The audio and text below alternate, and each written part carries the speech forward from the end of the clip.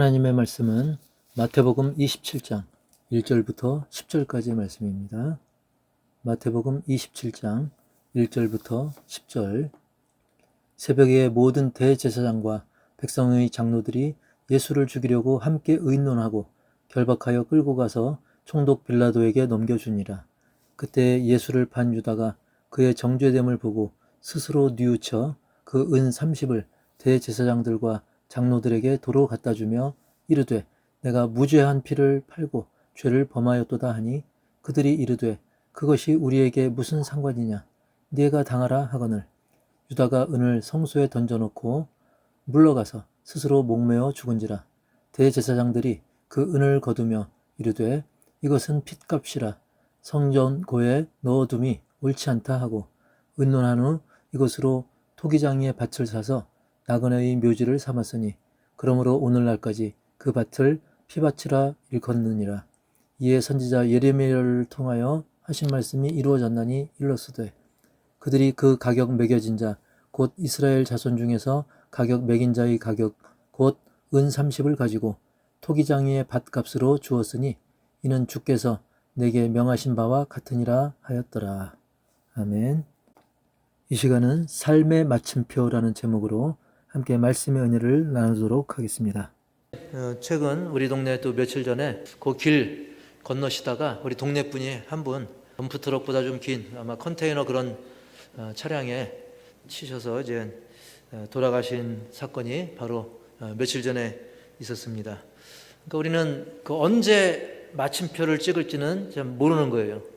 그분과는 제가 이제 초등학교에서 그 운동회가 있을 때 자녀 운동회 때 가서 학부모도 같이 달리잖아요. 그래서 같이 달리기도 했던 그런 분이라 또 더 마음이 안타까움이 있는데, 자 어쨌든 우리가 삶의 마침표라는 제목을 통해서 과연 우리는 이 마침표를 찍는다는 게 얼마나 중요한가를 다시 한번 생각하고 나름대로는 계획을 세우죠. 누구나 다 그럴싸한 계획은 갖고 있지만 언제 그게 찍혀질지는 아무도 모릅니다. 그분이 이렇게 며칠 전에 그랬을지는 그 가족도 모르고 저도 모르고 아무도 몰랐던 것이죠.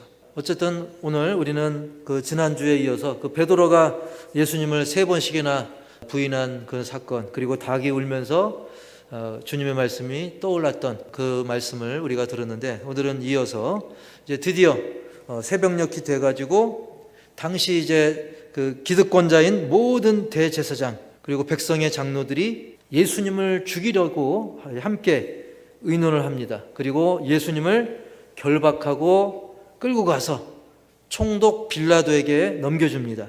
당시 그 이스라엘은 로마 정부의 그 지배하에 있었기 때문에 최종 판결과 심판은 로마 정부의 그 권위 아래에 있었고요. 그리고 당시 그 유대 지역을 다스리던 총독이 누구였어요? 빌라도죠, 바로. 그런데 이렇게 죄 없으신 예수님을 그 빌라도에게 넘겨주는 일들이 그야말로 뭐 지지부진한 게 아니라 그냥 일사천리로 척척 진행되는 것을 볼 수가 있어요. 이런 걸 보면 뭔가 좋은 일 하고 하나님 일 하려고 하고 선행을 하려고 하다 보면 때로는 이게 지지부진할 때가 있는데, 반대로 악행을 저지르는 사람 보면 참 민첩해요. 그리고 악한 사람들끼리 모여서 뭐 하면 그 악한 쪽으로는 참 이 머리도 그냥 잘 돌아가고 민첩하게 잘 돌아가는 진행되는 그런 씁쓸한 상황을 이 본문을 통해서 생각이 듭니다. 그런데 이렇게 사람이 이렇게 죄악에 막 몰입되어 있다 보면 정말 이게 진리인가 아닌가 그 상황 파악을 제대로 못해요. 마치 뭐 신들린 것처럼, 사실은 악한 영의 역사가 물론 있는 것이지만 마치 신들린 것처럼 막 예수님을 재판하고 죄인으로 정죄해가지고 죽이게 되는 그런 일들을 그야말로 서슴없이 아주 신속하게 자행하게 되는 것을 볼 수가 있습니다. 그들은 모여서 회의하고 또 치밀하게 이런 일들을 저질렀던 것이죠. 마치 인민재판을 연상하게 되는 것입니다. 그런데 이런 상황 속에서 역시 이 죄악과 욕심으로 인해 그 누구보다 이제 뒤에서 작업하는데 큰 나쁜 쪽으로 큰 공을 세운 그 예수님을 팔아넘긴 가룟 유다가 예수님이 막상 저렇게 정죄당하는 걸 보고 즉 예수님이 유죄 판결을 받아서 곧 죽음에 한 발 더 다가선 것을 보고서는 뒤늦게나마 내가 정말 너무나 큰 죄를 저질렀구나, 그것을 스스로 뉘우치며 후회를 하게 됩니다. 그래서 예수님을 판 돈 은 30을 대제사장들과 장로들에게 도로 갖다 주려고 합니다. 근데 왜 하필 은 30이었냐면, 전에 제가 말씀드린 적이 있지만 당시에 사실 예수님의 몸값 하면 더 높아야 되잖아요. 예수님의 몸값이 얼마나 높아야 됩니까? 그런데 전혀 어림없는 은 30이 왜 책정됐냐면 당시에 노예 한 명의 값이 은 30이었어요. 지금의 몸종들하고는 틀려요. 당시 노예는 그야말로 짐승 취급했잖아요. 즉 예수님을 막 모욕 주는 그런 금액입니다. 굉장히 저주스러운 금액이죠. 얼마나 노예 한 명이라도 잘 안 그러잖아요. 노예 한 마리라고 할 정도로 사람 취급 잘 안 하던 시대가 있지 않았습니까? 굉장히 모욕적인 그 금액이죠. 어쨌든 그 은 30, 그것을 다시 갖다 주려고 합니다. 유다가 그들에게 말을 하죠. 대제사장들과 장로들에게 4절, 이르되 내가 무죄한 피를 팔고 죄를 범하였도다 하니 그들이 이르되 그것이 우리에게 무슨 상관이냐? 네가 당하라 하거늘. 전에는 같이 짝짝꿍 해놓고 전과는 다르게 이렇게 매정하게, 이제 가룟 유다가 찾아와가지고 내가 이 무죄한 피를 팔고 죄를 범했다, 이제 이거 다시 돈 내가 받을 수 없다, 다시 돌려줄 때 그들이 그냥 단칼에 거절하죠. 아니 그게 우리랑 뭔 상관이야, 네가 알아서 당해. 세상이 이렇게 무서운 겁니다. 자기들과 결이 달라지면 한순간에 안면을 바꾸는 게 바로 우리 인간 사회죠. 근데 심지어 집안끼리도 나중에 어르신들이 돌아가시면 그 유산 때문에 같은 집안끼리도 확 외면하거나 그러지 않습니까? 하물며 남들 얼마나 더 하겠습니까? 그때 여기서 그런 기막힌 일을 당한 가룟 유다가 이후에 어떤 행동을 했습니까? 우선 자기가 받았던 은을 돌려주는데 실패하니까 그것을 성소에 그냥 던져놓고 물러가서 스스로 목매어 죽었다라고 오늘 본문 5절 말씀에서 그렇게 기록을 하고 있어요. 그런데 사도행전은 좀 약간 다르게 기록이 되어 있어요. 사도행전은 높은 곳에서 떨어져서 곤두박질 쳐서 창자가 터져 죽었다. 그러면 뭐 사도행전하고 이 마태복음은 틀린 건가? 그렇지 않습니다. 둘 다 맞는 거예요. 종합해 보면 가룟 유다가 그 가파른 그 바위 언덕에서 나무에 목을 맺고 나중에 그 나뭇가지가 부러지면서 이제 곤두박질 쳐서 배가 터져버리는 그런 비참한 죽음을 맞게 되었던 것이죠. 나중에 대제사장들이 나중에 보니까 우리가 안 받았는데 그 가룟 유다가 갖고 왔던 그 은 30이 성소에 있는 걸 발견하게 됩니다. 그리고 그 은은 바로 핏값으로 쓰였던, 즉 예수님 피 흘리게 만드는 데 쓰였던, 그렇게 거래됐던 그런 피 묻은 돈 아니겠습니까? 그래서 그 피 묻은 돈을, 그 저주스러운 돈을 어떻게 성전 창고에 드릴 수가 없었던 거죠. 그래서 의논해가지고 토기장의 밭을 사서 나그네들이 쓸 수 있는 그 묘지를 삼게 된 겁니다. 이와 관련해서 신명기 23장 18절에 보면 성전에 그런 피 묻은 돈, 더러운 돈을 보관할 수 없는 근거가 되는 말씀이 있죠. 신명기 23장 18절 시작. 창기가 번 돈과 개 같은 자의 소득은 어떤 서원하는 일로든지 내 하나님 여호와의 전에 가져오지 말라. 이 둘은 다 내 하나님 여호와께 가증한 것임이니라. 아멘. 그렇기 때문에 이것을 성전 창고에 들이지 못하고 대신 다른 밭을 샀던 거죠. 그러니까 그 이후에 토기장의 밭을 사서 나그네 묘지 삼은 것도 그 일조차도 또 예언이 되어 있어요. 그냥 되는 게 없습니다. 하나님의 일은 그냥 되는 게 아니에요. 마태복음 27장 9절과 10절에서 예레미야를 통한 말씀의 성취를 이야기하고 있습니다.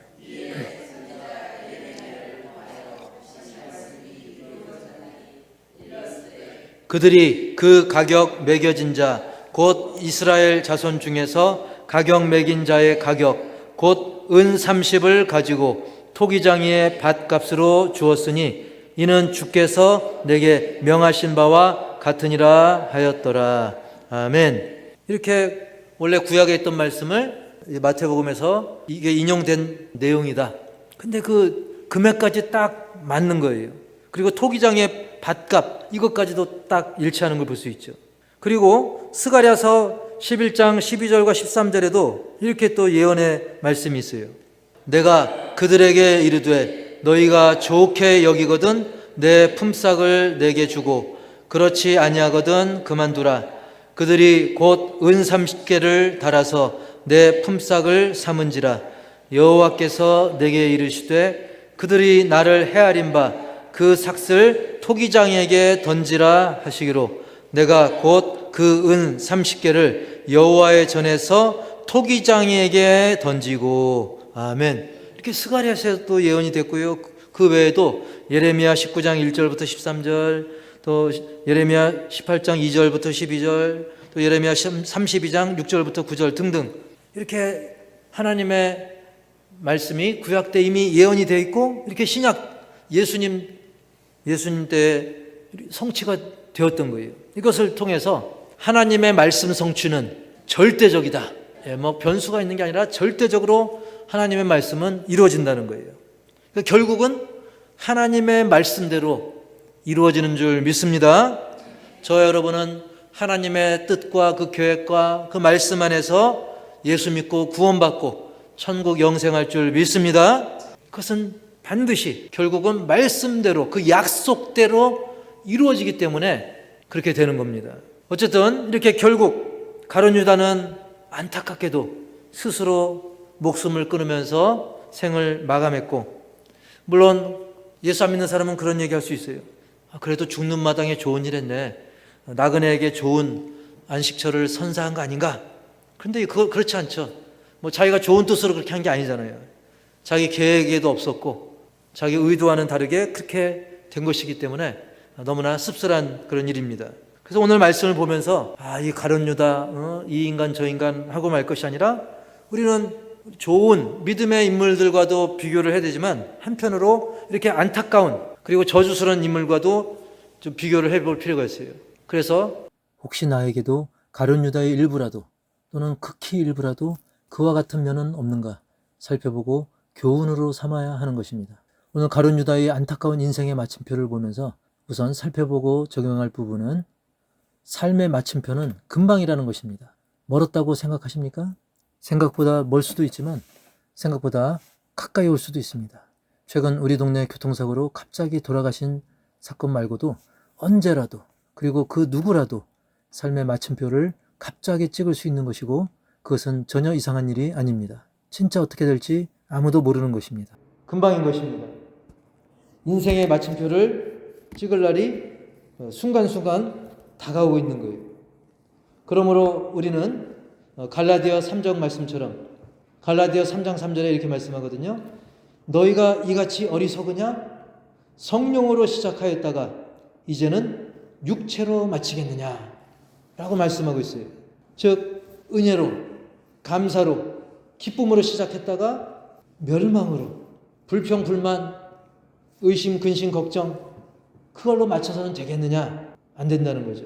우리 모두 성령으로 시작하고 성령으로 진행하고 성령으로 마치는 그런 복된 인생이 되기를 주님의 이름으로 축복합니다.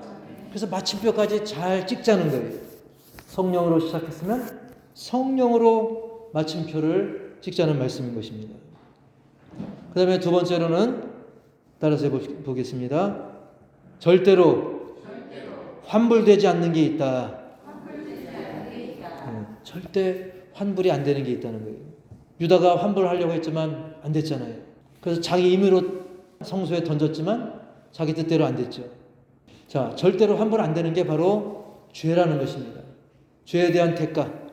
죄는 환불이 아닌, 따라서 합시다. 죄는 환불이 아닌 회개로 해결봐야 된다. 예, 죄는 환불이 되는 게 아니라 회개로서 해결을 봐야 되는 거예요. 그런데 어떤 사람은 그럴 수 있어요.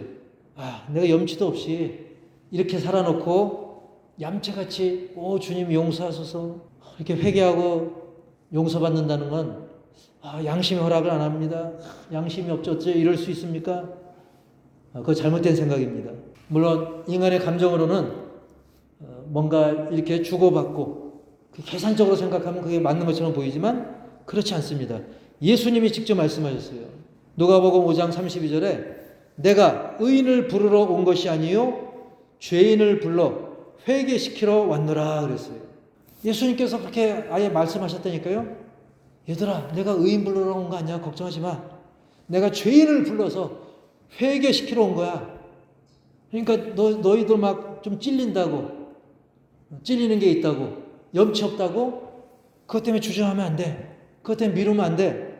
그 말씀인 것입니다. 주님이 우리의 회개를 위해 오셨는데, 그리고 이미 그 값을 자신의 보혈로 다 치르셨는데 우리가 체면 운운하면서 양심 운운하면서 회개하지 않는 것은 주님의 뜻과 정반대로 가는 길인 것이죠.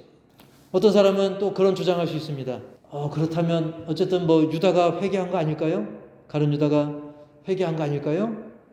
그러나 그 성경 본문 책에 보면 3절과 4절을 보시면 그때 예수를 판 유다가 그의 정죄됨을 보고 스스로 뉘우쳐 그 은 30을 대제사장들과 장로들에게 도로 갖다 주며 이르되 내가 무죄한 피를 팔고 죄를 범하였도다 하니. 여기까지 일단 자, 스스로 뉘우쳤다 그랬어요.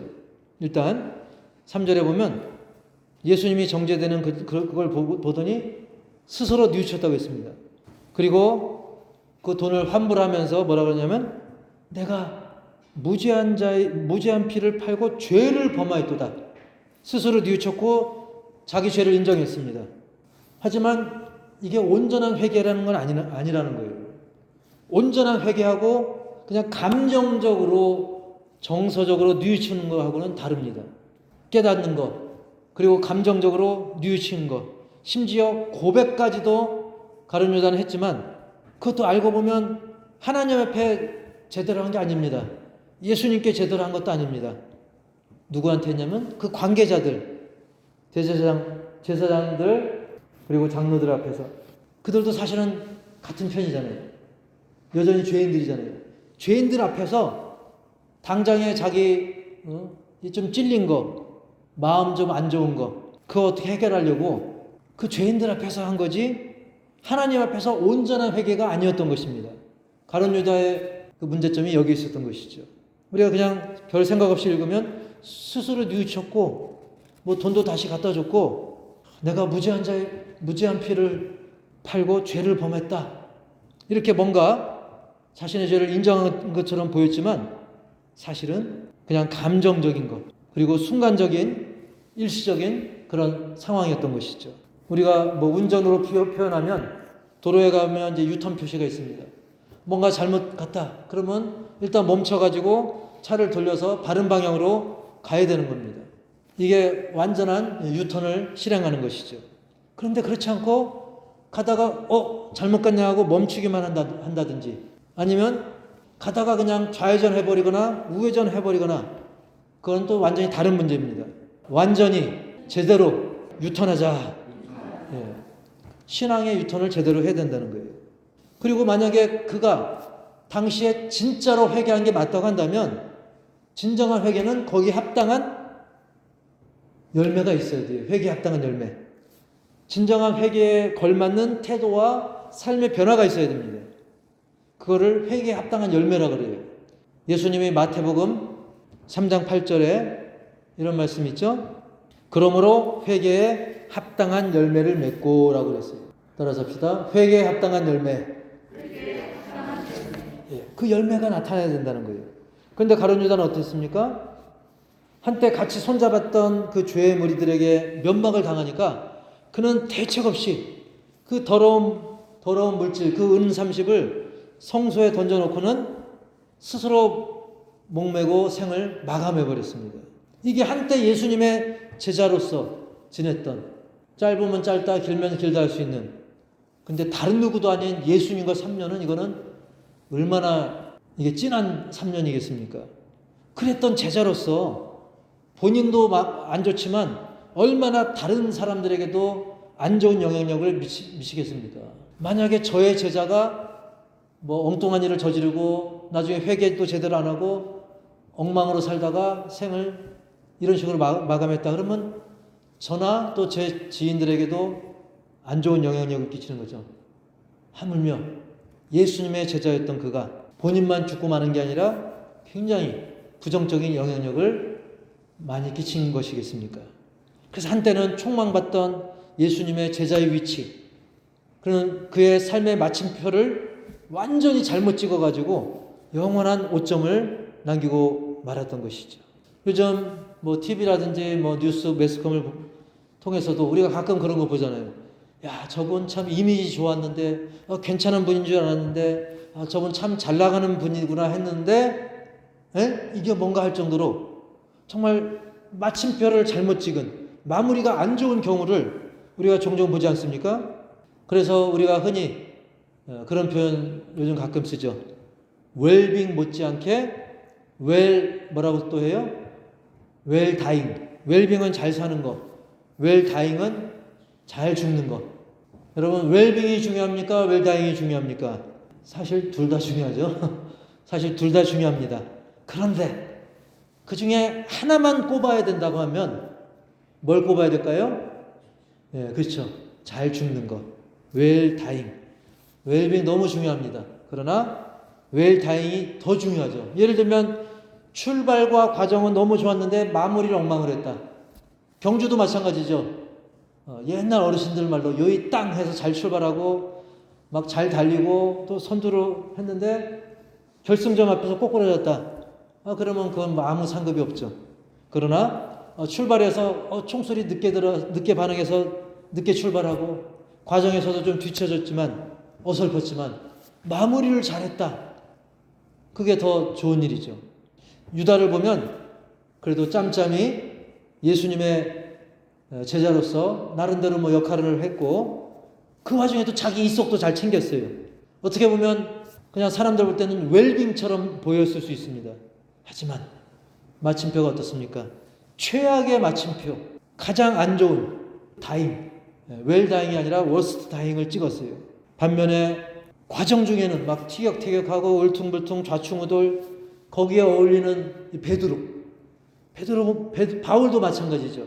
여러 출발과 그 과정에 있어서는 여러 가지 뭔가 좀 허술한 그런 모습들도 많이 있었지만 그들은 참 은혜의 마침표를 찍었던 것입니다.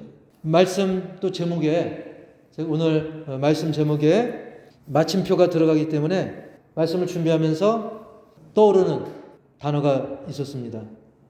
바로 따옴표. 즉 인생의 마침표라는 그 부호를 사용했는데 느낌표도 아니고 따옴표가 참 중요하다는 생각이 들더라고요. 따옴표는 남의 말을 이렇게 인용하는 거잖아요. 즉 우리는 유다처럼 어떤 느낌과 감정에 휩쓸리지 말고 어떤 느낌표적인 거죠. 그리고 죄를 반복하지도 말고 그러면 도돌이표와 가깝다고 할 수 있어요.